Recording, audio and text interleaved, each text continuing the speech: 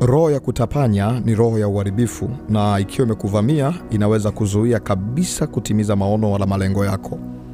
Mtu mwenye roho ya kutapanya ni mtu anayepata pesa alafu anajikuta hajafanya chochote cha maana na pesa imeisha. Yaani unakuta unaweza kupata kiwango fulani cha fedha, baada ya muda unakuta hujui hata pesa imetumikeje na umebakiwa na kiwango kidogo sana. Na ukikadiria umetumiaje na pesa imeishaje, unagundua kwamba hakukuwa na jambo la msingi la kufanya utumie kiwango kile cha fedha, na mpaka sasa umebaki hauna kitu. Mtu mwenye roho ya kutapanya ni kama mtu ambaye amechukua pesa ameweka kwenye mfuko uliotoboka. Ni kwamba kiwango cha fedha alichokiweka wakati mfuko umetoboka ni tofauti na kile ambacho utaenda kukiangalia baada ya kufika kwenye hatua zake au kwenye hali ambayo ulitaka ifikie. Jitahidi kuweza kudhibiti hali hii. Kama hujadhibiti hali hii, inaweza kukuletea hasara kubwa na inaweza kukuletea uharibifu mkubwa. Dhibiti roho ya kutapanya. Roho ya kutapanya ikiwa imemkamata mtu, anaweza kawa anapata pesa kweli, lakini pesa ikipatikana na magonjwa au matatizo au shida inatokea inayoendana na kile kiwango cha fedha. Kwa utajikuta ni kwamba unatumia nguvu nyingi kupambana, lakini pesa ikipatikana au uchumi ukipatikana haufanyi kitu chochote cha maana. Ni kwa nini? Ni kwa sababu umevamiwa na roho hiyo ya kutapanya. Umevamiwa na roho hiyo ya kupukutisha. Kwa unakuta wewe unaweza ukapambana ukatumia juhudi kubwa, pesa ikipatikana inaisha kwa dakika chache, inaisha kwa muda mchache. Na ukijiangalia wakati mwingine hauna starehe ambazo zinakupelekea pesa hiyo kuisha, hauna mambo ambayo yanakupelekea pesa hiyo kuisha. Ni kwa sababu pesa, kama hauna nguvu ya kiroho ya kuiamuru, pesa itakwambia iende wapi. Unajua kuna watu wana nguvu ya kuvuta pesa. Si tu kuvuta kwa kawaida, wanataka kuvuta uende ukafanye kitu kwao, ukanunua kitu kwao bila wewe kupenda, kwa sababu hauna nguvu ya kiroho inayokuwezesha kuilinda ile pesa. Unahitaji kuwa na nguvu ya kimungu ya kukuwezesha kuiamuru pesa, ili pesa isikutumikishe wewe uiamuru pesa. Lakini jambo lingine, ili uweze kuishinda roho hii, jitahidi kuwa na malengo na jitahidi kuwa na maono. Yaani malengo ni kuwa na mipango ambayo unakusudia kuifanya baada ya muda fulani, kwamba nimekusudia mwaka huu au mwezi huu nataka nifanye au ninunue kitu fulani. Kwa ukipata pesa, akili yako yote ina focus kwamba naenda kuiweka kwa ajili ya jambo fulani. Lakini pia jitahidi kuwa na akiba. Watu wengi ambao wanavamiwa na roho ya kutapanya, mara nyingi wanakuwa nasumbuliwa na roho ya madeni pia. Yaani unakuta kama umepatwa na tatizo au changamoto, ili uweze kutatua inabidi ukope. Na ukikopa, maana yake utajikuta unakuwa mtumwa wa yule anayekopesha. Kwa ukipata pesa ni kama unahamisha deni, linatoka linaenda kwa huyu, linaenda mahali pale, na unajikuta uwezi kufanya kitu chochote cha maana. Ni kwa sababu katika ulimwengu wa roho kuna nguvu ambayo imekukamata. Kwa hiyo inafanya unakuwa unazunguka, na wengine naweza kawapelekea wakawa wanauza mpaka vitu vyao vya ndani. Kwa hiyo unajikuta ni kwamba unapata vitu alafu baada ya muda umenunua unaenda kuviuza, vinapotea. Ni kwa sababu roho ya kutapanya imekukamata. Ni maombi yangu kwa Mungu siku ya leo akusaidie. Nataka nikushauri kitu. Ukiona unasumbuliwa na roho hii, jitahidi kuhusisha uchumi wako na Mungu. Jitahidi kuwa na utaratibu wa kumtolea Mungu zaka, yani fungu la 10, 1 ya 10. Na ikumbuka kwamba zaka unatoa kwenye faida, wala sio kwenye mtaji au sio kwenye vyanzo rasmi vya kimtaji. Unatoa kwenye faida ambayo umeipata kwenye kitu fulani. Mungu atakusaidia kwa sababu utakuwa na ushirika na yeye na utakuwa na nguvu ya kiroho ya kuweza kuiamuru fedha.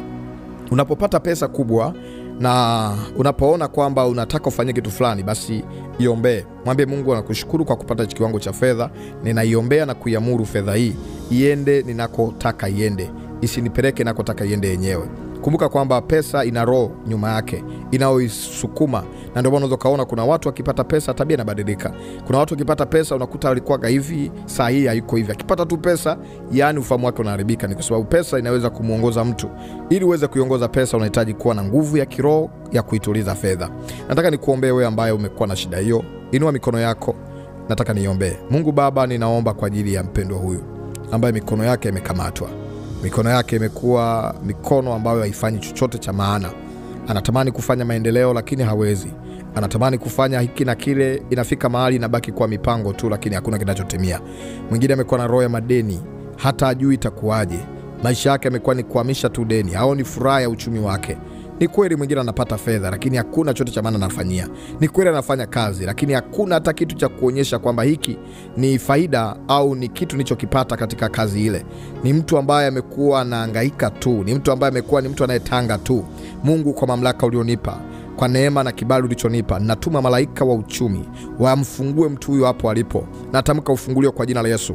Hilo pepo ambalo limekukamata, lilofunga fahamu zako, lilofunga nyota yako, lilofunga maisha yako, na likuachie. Achia uchumi wa mtu huyu, achia kiwango chake cha fedha, achia kiwango chake cha uchumi.